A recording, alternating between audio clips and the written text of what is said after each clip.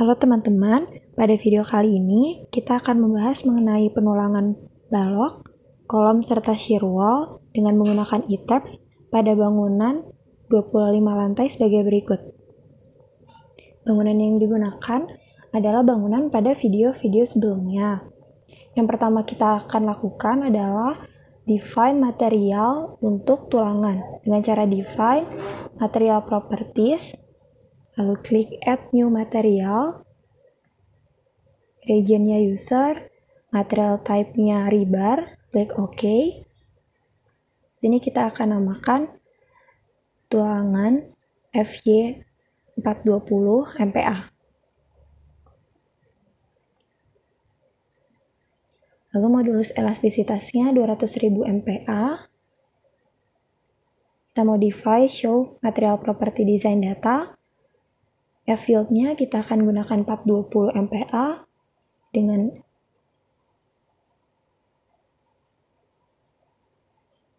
FU-nya adalah 535 MPa. Lalu klik OK. Lalu kita input materialnya ke dalam section property, frame sections. Lalu kita klik yang pertama di balok, modify.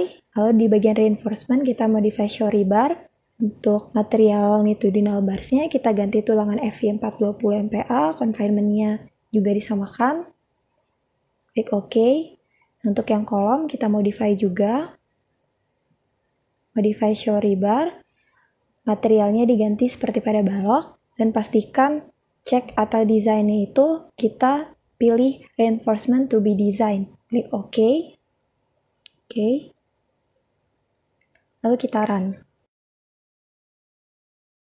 Setelah kita run, kita akan memilih load combination apa saja yang digunakan untuk desain cek frame properties kita. Caranya adalah dengan mengklik drop down menu pada concrete frame design, lalu pilih select design combinations. Nah, ini di bagian sebelah kanan itulah design combinations yang akan digunakan untuk desain cek. Kita akan mengeluarkan kombinasi desain yang tidak diperlukan untuk desain cek kita. Kita blok yang tidak diperlukan, lalu kita pindahkan ke tabel yang samping.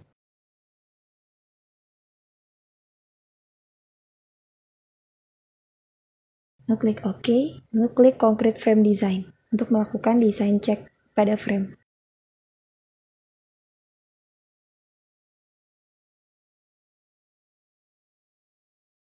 Selanjutnya, kita akan melakukan penulangan pada balok terlebih dahulu. Penulangan ini dengan menggunakan dua cara. Yang pertama, menggunakan cara tabulasi dengan menyamakan tulangan balok secara keseluruhan pada struktur. Dan yang kedua, kita akan melihat display tulangan untuk masing-masing balok. Untuk cara yang pertama, kita membedakan dulu untuk balok ukuran 4 meter dan ukuran 5 meter. Caranya sama saja, jadi akan diberikan contoh untuk balok 4 meter saja. Kita ganti dulu menjadi all stories, lalu kita blok semua balok ukuran 4 meter arah X. Kita display, show tables, designs, concrete design, klik concrete beam summary, lalu klik OK. Kita klik kanan, export to Excel.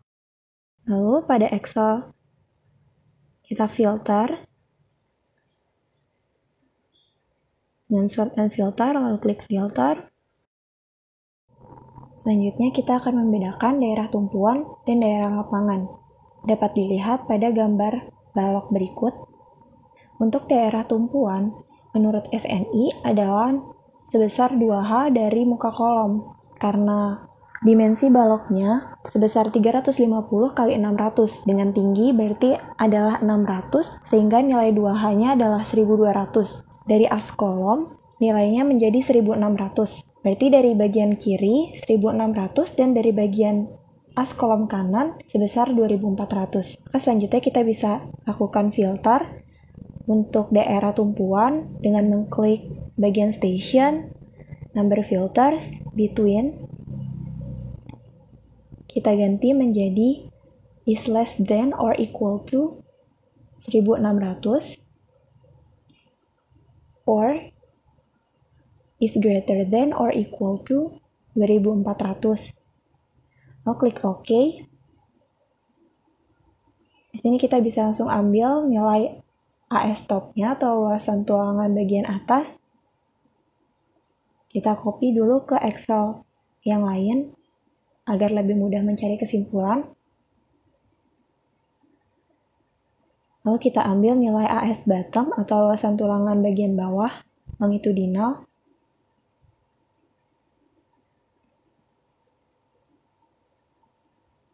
Selanjutnya adalah nilai AT shear atau luasan tulangan transversal atau sengkang akibat geser.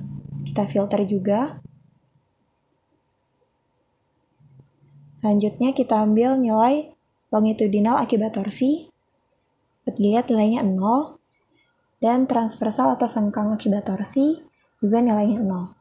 Selanjutnya kita bisa melakukan filter atau mencari nilainya juga untuk daerah lapangan dengan cara yang sama.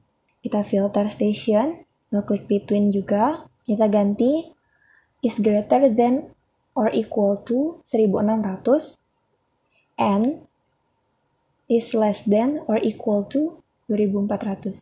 Klik OK. Dapatkan nilai lapangan. Kita ambil pertama nilai AS stop. Kita filter juga. Sort largest to smallest. Kita dapatkan nilainya. Lalu kita klik untuk AS bottom juga.